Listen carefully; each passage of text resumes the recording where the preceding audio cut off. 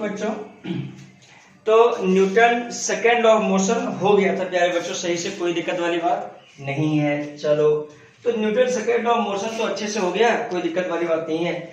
Newton second law of motion में दो बातें इंपॉर्टेंट था। क्या क्या था? एक तो मैंने ये इसके बारे में पढ़ाया था, मोमेंटम क्या होता है, momentum very important, change in momentum also very important.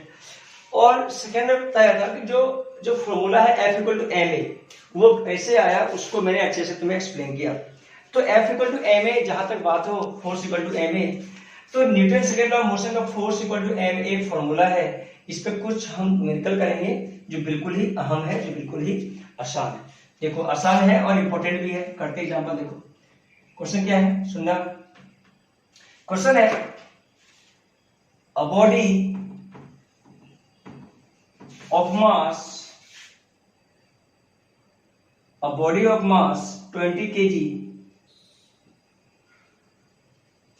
is moving with 40 meter per second is coming to rest। वो क्या हुआ, 40 मीटर पर सेकेंड से मूव हो रहा था एंड फाइनली क्या हो गया, कमिंग टू रेस्ट। और वो फाइनली क्या हो गया, वो रुक गया, कमिंग टू रेस्ट। तो मुझे बताओ, कोई भी बॉडी अगर मूव कर रहा हो 40 मीटर पर सेकेंड से, तो कोई भी स्पीड से, उसका कुछ मास हो, ठीक है, अगर उसको रोक दिया तो वो रेस्ट पे आ जाएगा, सही बात है। तो बोलता है, देखो रेस्ट पे कब आएगा, जब इसको रोका जाए। तो बोलता है कि फाइंड फोर्स एक्सर्टेड, कितना फोर्स लगा होगा, force exerted on the body. बोलता है कि बॉडी पे कितना फोर्स लगा होगा, ठीक है। तो सुनो, कमिंग टू रेस्ट, रेस्ट पे आया तभी फोर्स लगता, सही बात है क्या? Yes sir. तो सोचो, फोर्स तो लगा ही होगा क्योंकि वो रेस्ट पे आ गया, ठीक है। तो कोई बॉडी जिसका मास 20 kg हो, 40 मीटर पर सेकेंड से चल रहा हो, अब वो क्या आ गया, रेस्ट पे आ गया। वेलोसिटी क्या है यहाँ पे, 0। इनिशियल वेलोसिटी क्या है, 40 मीटर पर सेकेंड। बहुत बढ़िया। बोलता कितना फोर्स लगा होगा, तो देखो 20 kg का है, कोई बात नहीं। इसका एक्सीलरेशन निकालो, एक्सीलरेशन कितना है, सुनो। बोलता है coming to rest in 4 second, 4 second में वो रेस्ट पे आ गया। 4 सेकेंड में क्या हो गया, वो रेस्ट पे आ गया। क्वेश्चन में लिखा हुआ है इन 4 सेकेंड, तो 4 सेकेंड में वो रेस्ट पे आ गया। तो सोचो, एक्स में यू था, v 0 है, तो d एक्सेलरेशन करा, d एक्सेलरेशन व्हाट, तो v इक्वल टू u प्लस a, t एक्सेलरेशन निकाल दो। v 0 है, u कितना है 40 प्लस a इंटू t कितना 4, तो minus 40 equal to 4a, a कितना, तो माइनस 10। देखो माइनस मतलब क्या हुआ कि रिटार्डेशन कर रहा है, रिटार्डेशन हो रहा है, तो एक्सेलरेशन आ गया माइनस 10। बोलता कितना फोर्स लगा होगा, तो force equal to ma what, तो ये इतना फोर्स लगा होगा। कितना फोर्स लगा होगा, तो 20 इंटू 10 कितना, तो 200 न्यूटन। माइनस मतलब व्हाट, कि जो डायरेक्शन ऑफ फोर्स है वो अपोजिट टू क्या है, मोशन है। क्यों? क्योंकि डायरेक्शन ऑफ फोर्स, क्यों, सोचो वेलोसिटी इस साइड जा रहा हो, रोकना है तो फोर्स उल्टा लगेगा। तो माइनस इंडिकेट व्हाट, तो minus indicate that direction of force, direction जो फोर्स लगेगा, direction of force is opposite to the motion of the body, is opposite to the motion of the body। Motion, body के motion से क्या, ये बिल्कुल ही opposite है, इसलिए ऐसी बातें हैं। बोलो कुछ समझ में आया तुम्हें क्या? हाँ सर, समझ में आ गया सर। तो सिंपल से बात है प्यारे बच्चों कि ये रेस्ट पे आ गया, मतलब कहीं ना कहीं फोर्स लगा होगा। कि छोटा सा न्यूमेरिकल तुम्हें समझ में आ गया क्या? हाँ सर, मुझे समझ में ये बातें आ गया। चलो, तो ये क्वेश्चन समझ में आ गया। नेक्स्ट क्वेश्चन करते हैं। देखो,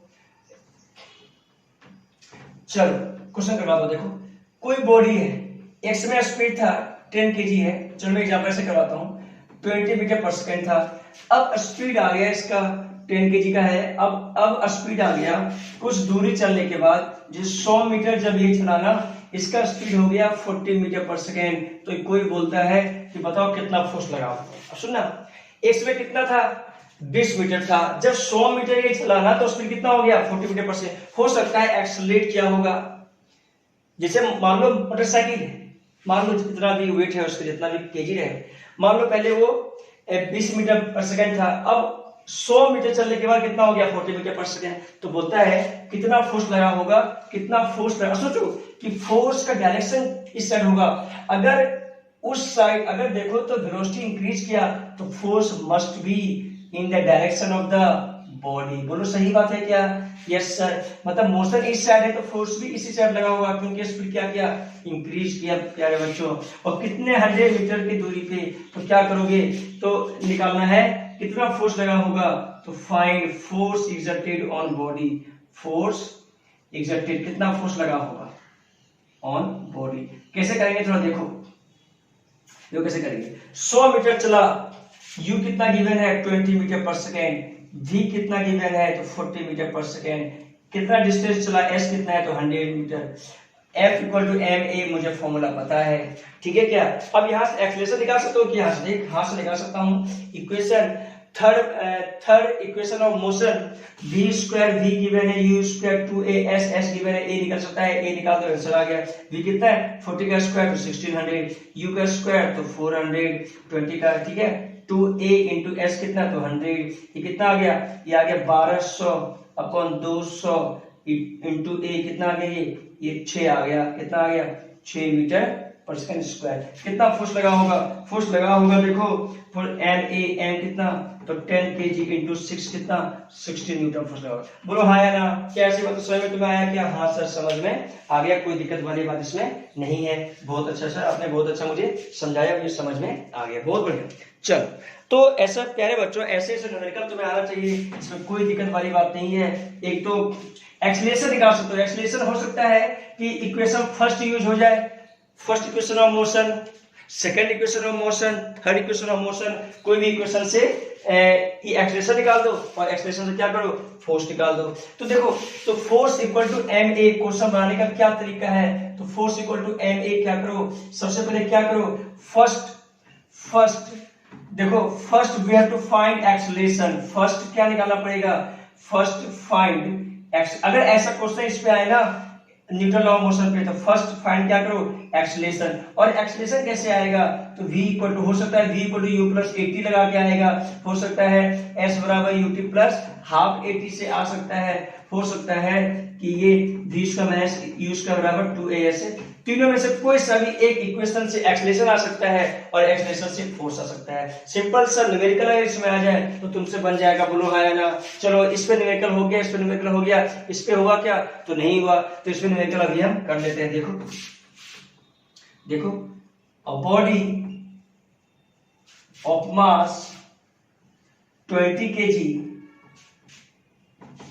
is covered, 20 kg covered 200 meter in just 20 second. बोलता है कि 20 सेकेंड में 200 मीटर कवर वो करता है, ठीक है ना।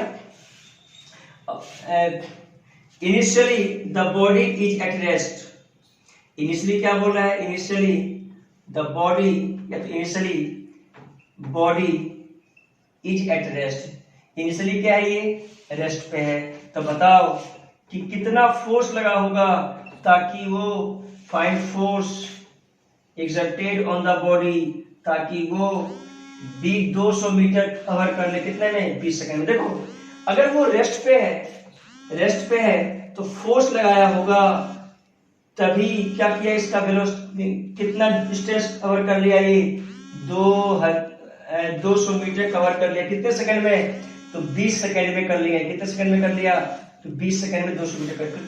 तो कहीं ना कहीं फोर्स लगा होगा, तभी तो फिलहाल क्या है, रेस्ट पे है, फिलहाल क्या है, रेस्ट पे है, और 200 मीटर कर दिया 20 सेकंड में, तो रेस्ट पे है, तो एक्सेलरेशन निकाल दो।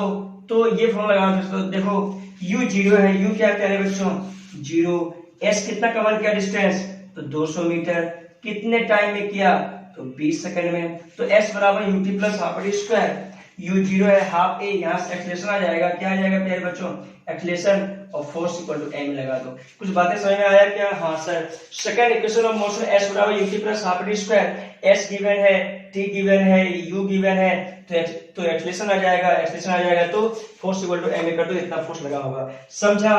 तो ऐसे न्यूमेरिकल आ सकता है तुम्हारे एनसीईआरटी में, ऐसे न्यूमेरिकल होगा, इसमें कोई दिक्कत वाली बात नहीं है। चलो ऐसा न्यूमेरिकल हो जाएगा सर, कोई दिक्कत वाली बात मुझे अब नहीं होगा। चलो तो Newton second law of motion अच्छे से आगे, कोई दिक्कत वाली बात इसमें नहीं है। चलो तो Newton second law of motion. Hello बच्चों, तो ये आज हम पढ़ेंगे Newton third law of motion. तो इसमें क्या है बच्चों, थोड़ा देखो, मैंने Newton second law of motion में मैंने तुम्हें इसका Newton second law of motion के बारे में बताया था, अच्छे से लिखवाया भी था, ठीक है, पूरे नोट्स भी बनाया, ये मुझे उम्मीद भी है, और मैंने अच्छे से न्यूमेरिकल वगैरह भी इसमें समझाया है शानदार तरीके से, ठीक है। इस लेक्चर में तुम जैसे न्यूमेरिकल सीखे हो, ठीक है, कि हम कैसे F इक्वल टू ma लगाते हैं, एक्सलेशन कहां से आ सकता है, ठीक है। मैंने क्या क्या सिखाया सेकंड लॉ ऑफ मोशन में कि F इक्वल टू ma, ठीक है, जैसे न्यूमेरिकल आएगा तो एक्सलेशन, देखो मास तो गिवन रहेगा, किसी भी क्वेश्चन का मास गिवन रहेगा, या तो मास निकालना होगा, कोई दिक्कत नहीं, फोर्स गिवन रहेगा, तो किसी भी क्वेश्चन में मेन उद्देश्य निकालना है एक्सलेशन। तो एक्सलेशन को कितने नियमों से निकाला जा सकता है, v equal to u plus a t, s बराबर ut plus half t square, इस नियम से निकाला जा सकता है क्या चीज, एक्सलेशन, और v square minus u square बराबर 2as, इस नियम से एक्सलेशन निकाला जा सकता है। तो तीनों इक्वेशन ऑफ मोशन से एक्सलेशन निकाला जा सकता है, और हो सकता है कि क्वेश्चन जो फोर्स निकालना हो ना, वो इस टाइप का कुछ क्वेश्चन यूज करे जहां पे इनिशियल वेलोसिटी गिवन हो, जहां पे एक्सलेशन, जहां पे टाइम गिवन हो, जहां फाइनल वेलोसिटी गिवन हो, एक्सलेशन निकालना हो, जहां डिस्टेंस गिवन हो, तो जो एक्सलेशन आएगा ना वो तीनों फॉर्मूला से ही आएगा। ये दिमाग में रख लेना कि जब भी Newton second law of motion से एग्जांपल आएगा तो क्वेश्चन आएगा या तो एक्सलेशन निकालना पड़ेगा, या तो फोर्स, या तो मास। तो वो एक्सलेशन कहां से आएगा, तो एक्सलेशन आएगा तीनों इक्वेशन ऑफ मोशन से। हो सकता है इस इक्वेशन से हो सकता है इस इक्वेशन से एक्सलेशन आ जाए, हो सकता है इस इक्वेशन से एक्सलेशन आ जाए। तो सिंपल सी बात है यार बच्चों कि सेकंड लॉ ऑफ मोशन तुम्हें मैंने अच्छे से समझा रखा है। अब आते हैं Newton third law of motion में प्यारे बच्चों क्या होता है। अब देखो Newton third law of motion एकदम बिल्कुल ही आसान है, जो हम लोगों के लाइफ में जो जैसे चलता है ना, सेम वैसे ही Newton third law of motion है। कैसे, तो देखो Newton third law of motion प्यारे बच्चों क्या बोलता है, सुनना, to every action there is an equal and opposite reaction,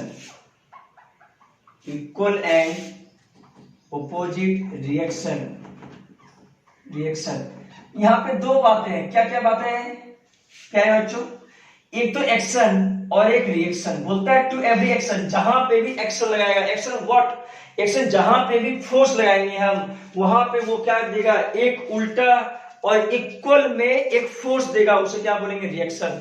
तो एक्शन क्या है, तो एक्शन एक फोर्स है। टू एवरी एक्शन, जहां पे मतलब to every action there is an equal and opposite reaction. ये हमारे जीवन में हमेशा लागू होता है। जैसे एक्शन क्या होता है, एक्शन कोई चीज को अगर इनिशिएट करता हो तो उसे एक्शन बोलते हैं, और जो उल्टा में मिल रहा हो उसे क्या बोलेंगे, रिएक्शन बोलेंगे। मतलब इक्वल एंड अपोजिट, इक्वल वे में और अपोजिट वे में। जैसे एग्जांपल सीखो, जैसे मान लो, जैसे एग्जांपल, दो बॉडी के बीच कोलिजन होता है, दो बॉडी के बीच मान लिया कोलिजन हुआ कोलिजन, ठीक है, एक ऐसा जा रहा था और एक ऐसा जा रहा था, ठीक है, या तो एक ऐसा जा रहा था, एक ऐसा कोलिजन हुआ, तो ये लगाएगा उस पे फोर्स, ये लगाएगा इस पे फोर्स। सही बात है कि नहीं, हाँ सर। तो देखो, तो इसने एक्शन दिया तो इसे क्या मिला, इसे मिला रिएक्शन। मतलब इस बॉडी ने इसे एक्शन दिया तो इसको ही अपोजिट में क्या मिला, तो रिएक्शन मिला।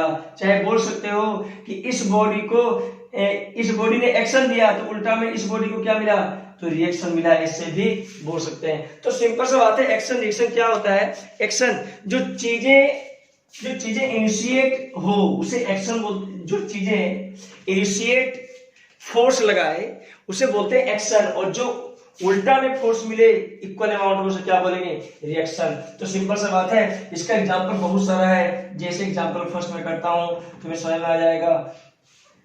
टू वॉक, या तो ऐसा लिखो। इसका एग्जांपल मैं उससे अच्छा लिखाऊंगा। देखो मैं थोड़ा बुक का सहारा लूंगा, कोई दिक्कत तो नहीं है। ऐसा मत बोलना कि सर को आता नहीं है। अरे सर को इतना आता है कि मैं IIT JEE और मेडिकल का लेक्चर लेता हूँ, इसमें कोई सेट वाली बात नहीं है। बहुत बढ़िया सर। चलो तो फर्स्ट में वॉकिंग ऑफ मैन, क्या प्यारे बच्चों? Walking of man. Man walk करता है, इसका रीजन क्या है? मैन वॉक करता है, इसका रीजन क्या है प्यारे बच्चों? सुनना, मैं वॉक किया तो मैंने क्या किया? जो अर्थ होता है ना पृथ्वी पे, मैंने क्या किया? पहले ऐसे फोर्स लगाया, पुश किया, और पुश किया तो जो पृथ्वी है ना, मुझे उल्टा में क्या किया? फॉरवर्ड मोशन दिया। मतलब मैं अगर आगे जा रहा हूं तो मैं धरती माता को पुश किया हूं, और धरती माता मुझे क्या कर रहे हैं? आगे की ओर बढ़ने का प्रेरणा दे रहे हैं। क्या दे रहे हैं? प्रेरणा। तो वॉकिंग ऑफ मैन क्या बोलता है? A man pushes the earth, a man pushes the earth, earth को पुश करता है। तो वो क्या है? तो वो क्या है? एक्शन है। क्या है प्यारे बच्चों? एक्शन। पुशेस द अर्थ मतलब ये एक्शन। एंड द अर्थ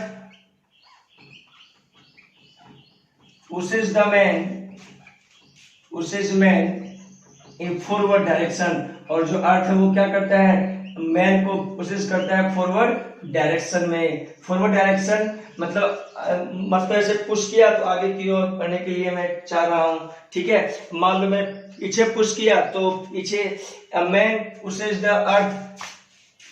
अर्थ, या तो पुशेस फॉरवर्ड, या तो ऐसे पुशेस द अर्थ, तो the earth pushes the man in forward direction. तो सिंपल सा बात है, walking of man is the best example. अच्छा, the earth pushes the man in forward direction, ये क्या है? तो ये रिएक्शन है सर। ये रिएक्शन रहा तभी तो मैंने अर्थ पे लगाया, अर्थ ने मेरे पे लगाया, तो अर्थ पे मैंने लगाया तो एक्शन, अर्थ ने मेरे पे लगाया तो रिएक्शन। सेकंड एग्जांपल क्या है? Swimming of a man. तो स्विमिंग ऑफ अ मैन में हम क्या लिखेंगे प्यारे बच्चों? देखो इसको मैं लिख सकता हूं, अ मैन स्विम्स करता है, बिकॉज उसका रीजन क्या है? Because he pushes water behind, water को क्या करता है? अपने पीछे की ओर दबाता है, खींचता है। बिहाइंड, तो ये क्या है प्यारे बच्चों? ये एक्शन है। ये क्या है? एक्शन है। वाटर को पीछे की ओर ऐसे दबाता है ना स्विमर। ठीक है, एंड वाटर, और क्या करता है water? And water pushes man forward, और वाटर क्या करता है? पुश करता है मैन को, पुशेस मैन फॉरवर्ड। इसे ये स्विमिंग होता है। बोलो हाँ या ना? Yes sir. तो ये सबसे अच्छी बात है, ये तुम्हें एग्जांपल पता होना चाहिए। वाटर पुशेस मैन, ये क्या हो गया प्यारे बच्चों? रिएक्शन। ये क्या हो गया प्यारे बच्चों? रिएक्शन। बोलो हाँ या ना? कुछ समझ में आया क्या तुम्हें? हाँ सर मुझे समझ में आ गया सर। इसमें कोई दिक्कत है किसी को? नहीं सर मुझे कोई दिक्कत नहीं सर, मुझे समझ में ये बातें आ गया। और मैं एग्जांपल लिख सकता हूँ, बहुत सारे एग्जांपल, बहुत ही सारा एग्जांपल है। इतना एग्जांपल है कि मैं लिख दूंगा। चल और करता हूँ, देख एग्जांपल थर्ड में तुम बोल सकते हो कि फ्लाइट ऑफ अ जेट, या तो rocket, flight of a rocket का फ्लाइट कैसे होता है बताना। इसको मैं थोड़ा अच्छे से बताता हूँ। देखो बुक में नहीं है, तो फ्लाइट ऑफ अ रॉकेट मैं इसको थोड़ा अच्छे से बताऊंगा एग्जांपल। जैसे मान लो रॉकेट लॉन्च होता है, क्या होता है? रॉकेट लॉन्च होता है। ठीक है क्या? यस सर, रॉकेट लॉन्च होता है। ठीक है, चलो बहुत बढ़िया। रॉकेट लॉन्च हुआ तो सबसे पहले क्या होता है? जब लॉन्च होता है ना रॉकेट, तो गैस निकलता है। क्या निकलता है? पीछे की ओर गैस। तो इसे बोलते हैं एग्जॉस्टेड गैस। इसे क्या बोलते हैं प्यारे बच्चों? Exhausted gas. ये गैस निकलता है प्यारे बच्चों पीछे की ओर। तो exhausted gas with high speed, किसे निकलता है? हाई स्पीड से, वेरी हायर स्पीड से निकलता है। ठीक है, हायर स्पीड से निकलता है। तो ये क्या करता है? तो ये एक्शन है। ये क्या है प्यारे बच्चों? एक्शन। ये जो गैस निकलता है पीछे की ओर, ये एक्शन है। और जो ये जो रॉकेट है ऊपर की ओर भागता है हायर स्पीड में, ऊपर की ओर भागता है तो ये क्या हो गया, ये रिएक्शन हो गया। मतलब rocket go upward is the reaction, और जो एग्जॉस्टेड गैस निकलता है वो क्या है, एक्शन। तो क्या तुम्हें समझ में आया क्या? तो फ्लाइट ऑफ अ रॉकेट में क्या लिखोगे कि एग्जॉस्टेड गैस, ठीक है, with very high speed, this is the action and it exert a forward upward force on the rocket, that is the reaction। ठीक है, तो ये बातें मैं लिख सकता हूं। एग्जॉस्टेड गैस, डायग्राम इसी में बनाना। डायग्राम किससे बनाओगे, रॉकेट में। तो exhausted gas with higher speed, with higher speed, ठीक है, behind the rocket, behind the rocket, rocket के पीछे की ओर, बिहाइंड द रॉकेट, ठीक है। ये क्या है, तो ये एक्शन है। ये क्या है प्यारे बच्चों, action. And rocket go forward, go upward, and flight, और उड़ता हो। उड़ता कैसे हो, उसका रीजन क्या है, तो रिएक्शन। वो उड़ रहा हो तो वो क्या कह रहे बच्चों, रिएक्शन। बोलो तुम्हें समझ में आ गया क्या, बोलो समझ में आ गया क्या? हाँ सर मुझे समझ में आ गया। तो प्यारे बच्चों, तो Newton third law of motion का इतना एग्जांपल है कि मैं लिखते लिखते थक जाऊंगा। चलो जो जो कॉमन एग्जांपल वो मैंने बता दिया। ये डायग्राम बनाना उसमें, ठीक है क्या? हाँ सर। चलो एक एग्जांपल और दूंगा मैं। कौन सा एग्जांपल दूंगा, देखो तो बुलेट एंड गन सिस्टम, उसका मैं एग्जांपल देता हूँ। देखो तुम्हें समझ में आ जाएगा बुलेट और गन का क्या मामला है। चलो देखो example fourth, bullet, gun and bullet, gun and bullet system, bullet system. चलो इसमें कैसे Newton third law of motion use करते हैं थोड़ा देखो। ये गन है प्यारे बच्चों, क्या है बोलो, गन है। कभी देखा है क्या, अरे कभी देखा क्या तुमने गन? हाँ सर मैंने देखा है। मेरे पापा एसपी में है, मेरे पापा पुलिस है, बिहार पुलिस है, मेरे पापा यूपी पुलिस है, महाराष्ट्र पुलिस है। महाराष्ट्र पुलिस, ठीक है कोई बात नहीं। चलो कोई बदनाम नहीं, तो कोई दिक्कत वाली बात नहीं। चल ये गन है, क्या है प्यारे बच्चों, गन, गन। और इसके अंदर बुलेट होता है, सही बात है क्या? हाँ सर बुलेट होता है। क्या इनकाउंटर शंकर, कोई मूवी देखा है क्या? इनकाउंटर शंकर में महेश बाबू है, ठीक है, इनकाउंटर करता है जबरदस्त। वो इंस्पेक्टर रहता है, कौन? महेश बाबू। वेरी बहुत ही अच्छा मूवी है, ठीक है। चलो कोई बात नहीं, इनकाउंटर कर रहा है मान लो। ये क्या है प्यारे बच्चों, बुलेट। ये छोटा सा क्या है, गोली है, बुलेट, ये गन है। देखो अंदर में है तो ठीक है, कोई बात नहीं, कोई बात नहीं। जैसे ही ट्रिगर दबाया, ट्रिगर है ये, क्या है प्यारे बच्चों, ट्रिगर। जैसे ही, और ये जो है इसे क्या बोलते हैं, बैरल। इसे क्या बोलते हैं, बैरल। जिसमें गोली रखा हो तो उसे क्या बोलते हैं प्यारे बच्चों, बैरल, ठीक है। अब क्या लिखना, जैसे ही ट्रिगर मैंने दबाया, ट्रिगर दबाएगा तो बुलेट बाहर आएगा, सही बात है कि नहीं?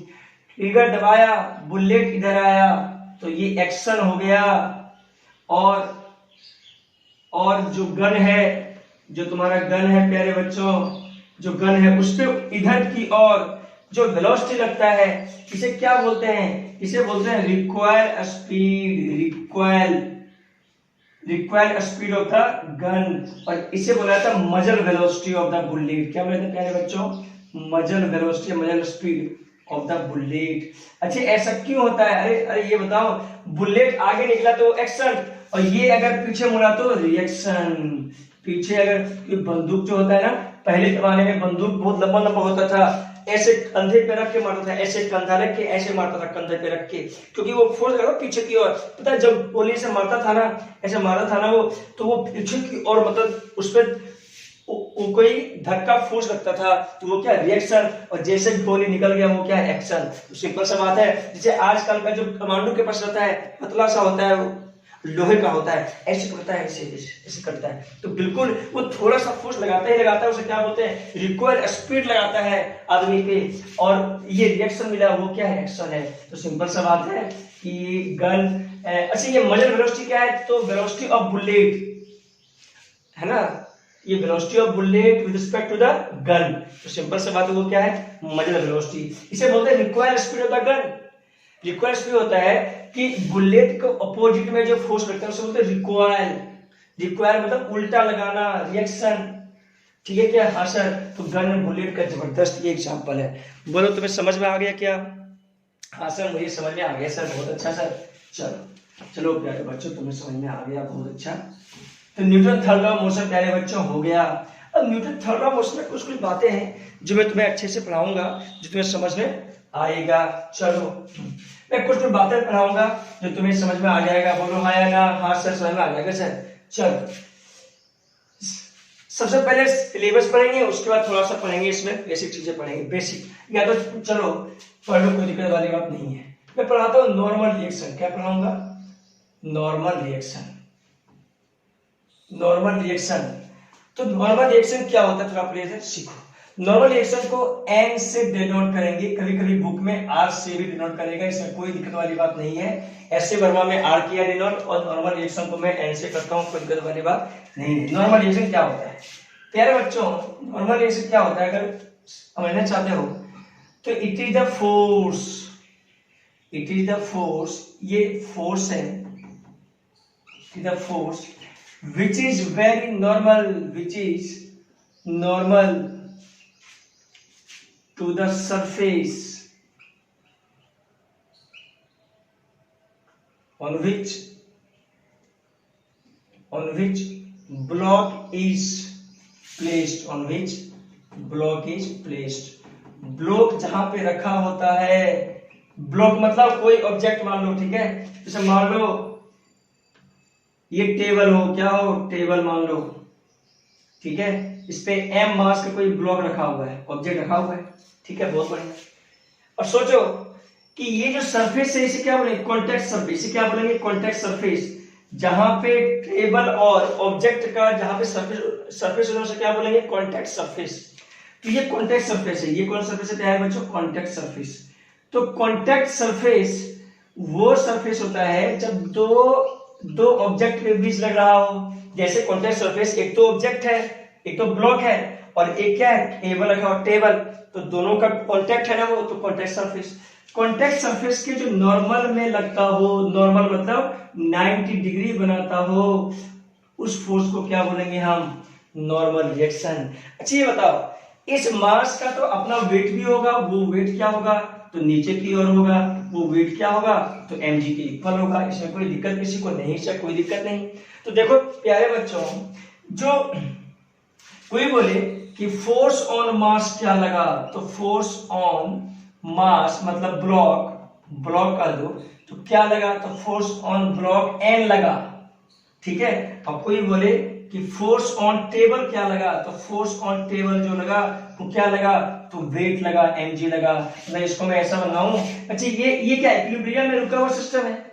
जब रुका हुआ है प्यारे बच्चों, जब रुका हुआ है तो मास पे मैं लिख सकता हूं ऊपर n, नीचे mg। अरे अपना देखो, अगर मैं इसका ये बनाऊं डायग्राम, इसे क्या बोलता हूं? डायग्राम बोलता हूं मैं, फ्री बॉडी डायग्राम। क्या बोलता हूं मैं? Free body diagram. फ्री है ये जो बॉडी है ना, फ्री है किससे? इस सरफेस पे जहां पे रखा हुआ है, तो फ्री बॉडी डायग्राम। तो मैंने इस मास का बनाया, तो इस पे ऊपर फोर्स n, देखो अगर इस पे फोर्स नहीं लगेगा तो ये गिर जाएगा ब्लॉक, इसलिए ये फोर्स n क्या है? तो n is the force exerted by table on the, तुम चाहो तो ऐसा लिख लो, देखो n फोर्स क्या है? जी बताओ, n अगर नहीं रहेगा फोर्स प्यारे बच्चों, तो इसका अपना वेट की वजह से गिर जाएगा ना? हाँ सर, मतलब कहीं कहीं टेबल फोर्स तो लगा रहा होगा ऊपर। बिल्कुल सर। तो मैं लिख सकता हूं force exerted by table on block। कितना फोर्स लगा रहा है? तो n लगा रहा है। और फोर्स exerted बाय ब्लॉक, ये तो ऑब्जेक्ट ऑन टेबल, कितना लगा रहा है प्यारे बच्चों? तो mg लगा रहा है। बोलो हाँ या ना? Yes sir. तो सिंपल सा बात है, मुझे पता है कि ये बॉडी इक्विलिब्रियम में है। तो इक्विलिब्रियम में कब होता है? जब फोर्स क्या हो? इक्वल हो। फोर्स की नेट फोर्स क्या हो? Zero. Net force zero. What? Equilibrium मतलब ये हुआ प्यारे बच्चों कि वो अगर रेस्ट में है तो रेस्ट पे रहेगा, अगर वो किसी वेलोसिटी से चल रहा है तो वो हमेशा उसी वेलोसिटी से चलेगा, उसे क्या बोलेंगे? इक्विलिब्रियम बोलेंगे। तो इक्विलिब्रियम मतलब हो गया कि वो रेस्ट पे है। तो रेस्ट पे कब रहेगा प्यारे बच्चों? जब n बराबर क्या हो जाए? mg हो जाए। n बराबर mg हो गया इसीलिए तो वो रुका हुआ है। तो कोई बोले कितना फोर्स लगा रहा है, तो एन कितना, तो mg लगा रहा है। तो बोला जाएगा force exerted by table on the block, कितना, जितना उसका वेट है कितना mg के इक्वल, तो ये भी mg लगा रहा है। बोलो हाँ या ना? यस सर, मुझे समझ में आ गया। क्या? It is the force which is normal to the surface on which block is placed. क्या समझ में आया क्या तुम्हें? Yes sir. क्या ये इस ब्लॉक के ऊपर फोर्स n और नीचे अपना mg, तो n बराबर mg, क्योंकि ये रुका हुआ चीजें हैं। n क्या है यहाँ पे? तो फोर्स है। कोई दिक्कत वाली बात इसमें नहीं है। बहुत बढ़िया सर। चलो, तो ये होता है नॉर्मल रिएक्शन प्यारे बच्चों। नॉर्मल रिएक्शन और कैसे कैसे हो सकता है थोड़ा सीखो। चलो, अब मैं थोड़ा नॉर्मल रिएक्शन के बारे में बता रहा हूँ। मुझे पता है अगर ऑब्जेक्ट रखा हुआ हो, ये कॉन्टेक्ट सरफेस हो, तो ऊपर नॉर्मल लगेगा। बहुत बढ़िया सा कॉन्टेक्ट सरफेस, नीचे एंटी रहेगा, वो बात अलग है। मैं नॉर्मल सिखा रहा हूँ प्यारे बच्चों थोड़ा सा। ये थीटा है, ये क्या इंक्लाइंड प्लेन, इसे क्या बोलते हैं प्यारे बच्चों? Inclined plane. इसे क्या बोलते हैं प्यारे बच्चों? Inclined plane. इंक्लाइंड प्लेन है, ठीक है। अगर यहाँ पे ऑब्जेक्ट रखा हुआ हो तो मुझे बताओ ये क्या है प्यारे बच्चों? Contact surface. ये क्या है प्यारे बच्चों? Contact surface. इसके जस्ट नॉर्मल में नॉर्मल रिएक्शन लगाएगा। बोलो कुछ बातें समझ में आया क्या तुम्हें? हाँ सर, मुझे समझ में आ गया। अच्छा प्यारे बच्चों, मुझे एक चीज बताना, इसका नॉर्मल रिएक्शन ऊपर लग गया, इसमें कोई दिक्कत है क्या किसी को? नहीं सर, मुझे कोई दिक्कत वाली बात इसमें नहीं है। नॉर्मल रिएक्शन हमेशा कॉन्टेक्ट सरफेस के नॉर्मल लगता है, इसमें कोई दिक्कत वाली बात नहीं है। जैसे मान लो ऐसा हो प्यारे बच्चों, देखो θ1 θ2, यहाँ पे बॉल रखा हुआ हो। क्या रखा हुआ? बॉल। ये दो इंक्लाइंड प्लेन है, एक ऐसा और एक ऐसा, दो इंक्लाइंड प्लेन है। और बॉल ऐसा रखा हुआ हो तो देखो ये मानो सेंटर है, तो सोचो क्या होगा प्यारे बच्चों? ये कॉन्टेक्ट सरफेस है तो ये हमेशा नॉर्मल लगाएगा, नॉर्मल लगाएगा। ये कॉन्टेक्ट सरफेस, ये नॉर्मल n1 मान लो, ठीक है। सेंटर से पास होता है ना हमेशा नॉर्मल सर्कल पे, और ये भी क्या लगाएगा? नॉर्मल लगाएगा। ये कॉन्टेक्ट सरफेस है, ये बिल्कुल नॉर्मल। समझ में आया नहीं आया? हाँ सर। तो ऐसे नॉर्मल लगाता है। बोलो कुछ बातें समझ में आया क्या तुम्हें? एकदम बिल्कुल जो कॉन्टेक्ट सरफेस है ना, उसके जस्ट नॉर्मल में लगेगा, उसके जस्ट नॉर्मल में लगेगा। बोलो हाँ या ना? हाँ सर, मुझे समझ में आ गया नॉर्मल रिएक्शन क्या होता है। बिल्कुल आसान है। जैसे तुम अगर IIT लेवल में जाओगे प्यारे बच्चों, तुम्हें सिखाया जाएगा कि अगर ये कोई हॉरिजॉन्टल क्या है, मान लो फ्लोर है, ये वॉल है, और यहाँ पे सीढ़ी रख दो। क्या है? तो पैडी, हरियाणा में बोला जाता है पैडी बोला जाता है। कोई बात नहीं, पैडी मैंने यहाँ के सीखा है, ऐसे मैं ऐसे बोलता हूँ, सीढ़ी बोलता हूँ मैं, ठीक है। सीढ़ी लगा दो, और सीढ़ी लगाओगे तो सुनो, ये कॉन्टेक्ट सरफेस है, तो ये भी क्या है? Contact surface. इसके जस्ट नॉर्मल में क्या लगाएगा? n2 मान लिया। ये भी जस्ट ऊपर में क्या लगाएगा? n1। तुम्हें समझ में आया क्या नॉर्मल रिएक्शन? हाँ सर, मुझे समझ में आ गया सर। तो नॉर्मल रिएक्शन का डायग्राम क्या तुम बना सकते हो क्या? हाँ सर, मैं बना सकता हूँ, कोई दिक्कत वाली बात इसमें नहीं है सर। ओके, बहुत बढ़िया बच्चों। एक बात और सीखो, कोई बॉडी है मान लो m मास का, ये भी बॉडी है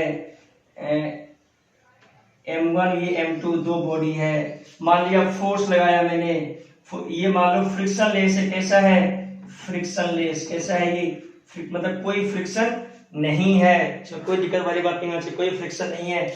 और मान लो ये मोशन कर रहा हो, क्या कर रहा हो? मोशन कर रहा हो, एक्सेलरेशन कर रहा हो, एक्सेलरेशन नॉट इक्वल टू 0 हो, मान लो एक्सेलरेशन हो रहा हो, ठीक, एक्सेलरेशन हो रहा हो। तो सोचो जब एक्सेलरेशन हो रहा होगा तो ये क्या है? दोनों बॉडी के बीच नॉर्मल। देखो ये भी लगाएगा ऊपर, ये बात अलग है, ये भी लगाएगा ऊपर, तो ये भी लगाएगा ऊपर, ये कॉन्टेक्ट सरफेस। लेकिन कॉन्टेक्ट सरफेस यहाँ भी तो है, ये मान लो n1, ये मान लो n2, ये मान लो, और सोचो ये लगाएगा इधर तो ये लगाएगा इधर। सही बात है क्या? कैसे? क्योंकि ये जो होता है नॉर्मल रिएक्शन हमेशा जो होता है वो क्या होता है? नॉर्मल रिएक्शन हमेशा एक्शन रिएक्शन पेयर में होता है। Action reaction what? जैसे नॉर्मल रिएक्शन वहां पे क्या था? वहां पे जो मैंने दिखाया था ब्लॉक दिखाया था, टेबल दिखाया था, टेबल, तो n बराबर mg था, ठीक है क्या? मतलब n मतलब ऊपर n तो नीचे भी n तो लिख सकते हो क्योंकि mg की इक्वल है, कोई दिक्कत नहीं। तो यहाँ भी क्या करेगा? ये जितना फोर्स उधर लगाएगा, ये ब्लॉक फोर्स उधर, क्योंकि कांटेक्ट है ना तो लगाएगा ये फोर्स नॉर्मल, तो ये जिधर इतना लगाएगा उतना ही ये इसको इधर लगाएगा। कहने मतलब है कि अगर m1 इधर लगा तो ये भी उस पे लगाएगा। बोलो हाँ या ना? यस सर, ये भी लगाएगा। तो क्यों लगाया? क्योंकि एक्शन रिएक्शन पे है। क्योंकि न्यूटन थर्ड लॉ कैसा बोलता है, ये जितना फोर्स लगाएगा उतना फोर्स ये भी लगाएगा इसको, क्योंकि ये कॉन्टैक्ट 90 डिग्री होना चाहिए, कोई दिक्कत वाली बात इसमें नहीं है। ठीक है क्या, मतलब 90 डिग्री होना चाहिए, कोई दिक्कत वाली बात नहीं है। इसको अच्छे से बनाओ क्या, देखो